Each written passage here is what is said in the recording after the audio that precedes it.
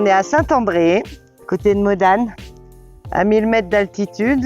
La parcelle, elle fait 2600 mètres carrés, elle est petite, mais je fais tout à la main.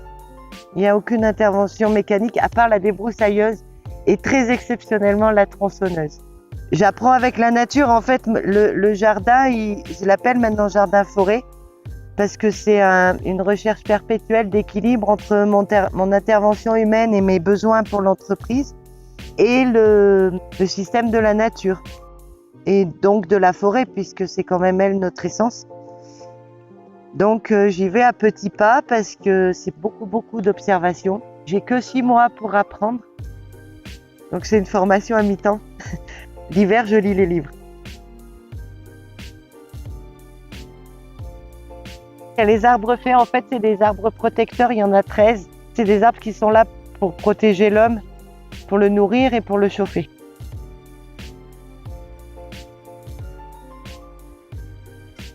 Je monte de la sauge pour la faire sécher. Je l'emporterai dans le séchoir solaire et j'aurai de la sauge toute sèche pour faire mes préparations. Je préfère partir sur la ligne de cuisine. Je propose des choses pour que les gens se régalent, s'éveillent au goût de la nature, parce que je pense qu'on a beaucoup perdu ça. Et quand les gens me demandent, je leur réponds déjà que je ne suis pas herboriste, donc du coup je ne peux pas apporter de soins. Mais que par contre, s'ils se font plaisir à manger, ça c'est un vrai remède. Il y a 3 ans, j'ai découvert l'existence des plantes indicatrices. S'il y a beaucoup d'orties, du gaillet gratteron, du trèfle, c'est que c'est des sols très chargés en azote. Donc en fait, au lieu d'éradiquer cette plante, je la laisse quand même se renouveler parce qu'elle sait faire quelque chose que je ne sais pas faire. Du coup, l'ortie va, elle, gérer l'azote qui est en trop dans le sol. Beaucoup de plantes ont un sens, je ne les connais pas encore toutes et du coup, toutes ces plantes, elles ont une utilité. Je suis bien sûr contre le désherbage et les sols nus. Quand je vois un sol nu, ça me fait mal au ventre maintenant. Et la quantité de comestibles sur 1 mètre carré, c'est impressionnant. Là, il y a du plantain, il y a de la mauve, il y a des fraises des bois, juste là, quoi. C'est vrai que le fait de vivre comme ça les rend déjà plus robustes. Et comme elles cherchent la robustesse, elles ont forcément plus de goût. Ça, c'est la limace du jardinier. Ça, c'est la limace du sous-bois. Pour ce qui est des petites bêtes, il y en a autant de plantes. J'ai une expérience fantastique avec ça. La 2e année, comme je voulais faire du maraîchage, j'ai paillé parce que tout le monde dit qu'il faut pailler. Et alors j'ai paillé, j'ai mis 20 cm de paille. C'était super, c'était beau et tout, ça faisait pro, c'était la classe. Et en 2016, ça a été une année à pluie. Je sais pas, il y avait 100 limaces au mètre carré. J'ai jamais vu autant de limaces de ma vie. C'est là que j'ai appris que dans la nature, dès qu'il y avait trop de quelque chose, il y avait forcément une régulation. Quand il y a beaucoup d'insectes ou beaucoup de plantes, c'est qu'il y a un déséquilibre et du coup, je cherche la raison de ce déséquilibre. Et j'essaye d'accompagner pour accélérer un peu l'équilibre. Et ce qui est chouette chez les limaces, c'est quand elles croquent un truc, ça énerve tout le monde, même moi, mais n'empêche qu'elles le croquent et avec leurs dents, elles enlèvent en fait ce qui est corrompu. Et avec le mucus, elles cicatrisent le végétal et du coup, ça le rend plus fort.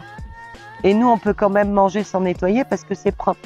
Moi, je suis pour la libération des limaces. parce qu'on en a trop besoin, on vivrait dans la pourriture s'il n'y en avait pas.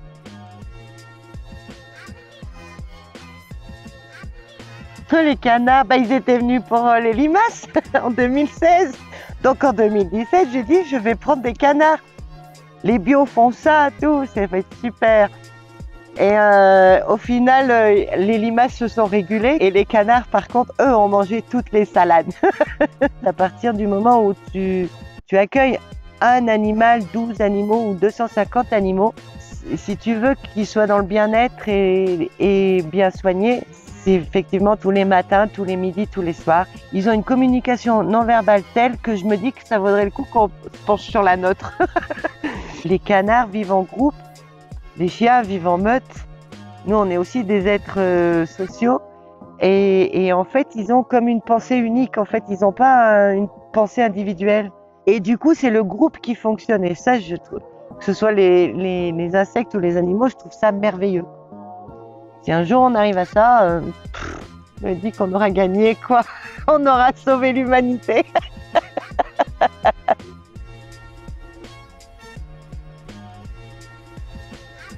J'étais pas décidée à faire cette vidéo du tout. J'ai écouté les autres personnes et ça m'a vraiment touchée. J'ai même eu les larmes aux yeux, quoi, de voir qu'en fait on était plein. Et du coup, d'entendre ces gens, ça m'a...